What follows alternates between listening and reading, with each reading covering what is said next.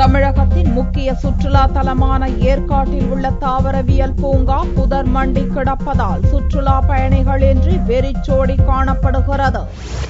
ஏழைகளின் ஊட்டி என்றழைக்கப்படும் ஏற்காடு தமிழகத்தின் முக்கிய சுற்றுலா தலமாக விளங்கி வருகிறது.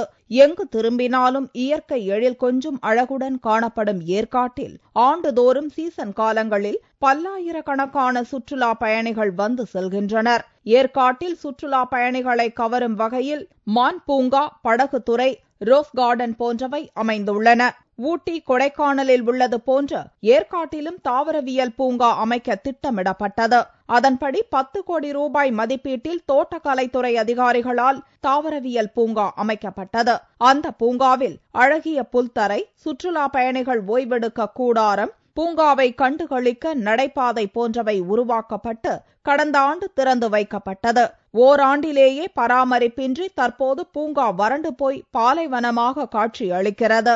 பூங்காவில் எங்கு பார்த்தாலும் காய்ந்து போன செடிகளில் சருகுகள்தான் காணப்படுகிறது. இதனால் சமீப காலமாக ஏற்காடு தாவரவியல் பூங்கா சமூக விரோதிகளின் கூடாரமாக விளங்குகிறது.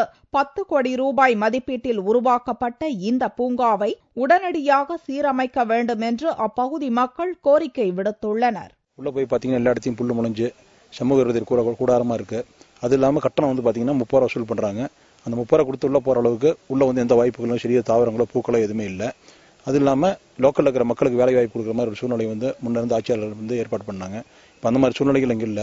இன்னும் அரசு வந்து சிறப்பாக செயல்பட்டு இந்த பூங்கா நல்லபடியாக செயல்படுத்தினாக்கா சுற்றுலா பயணிகளுக்கும் பொதுமக்களுக்கும் பயனுள்ளதா இருக்கும் என்று கருத்து. ஏற்காட்டில் சுற்றுலா அம்சங்களை மேம்படுத்த அரசு பல்வேறு நடவடிக்கைகளை மேற்கொண்டாலும் செயல்படுத்தப்பட்ட திட்டங்களையும் தொடர்ந்து கண்காணிக்க வேண்டும் என்றும் பொதுமக்கள் வலியுறுத்துகின்றனர்.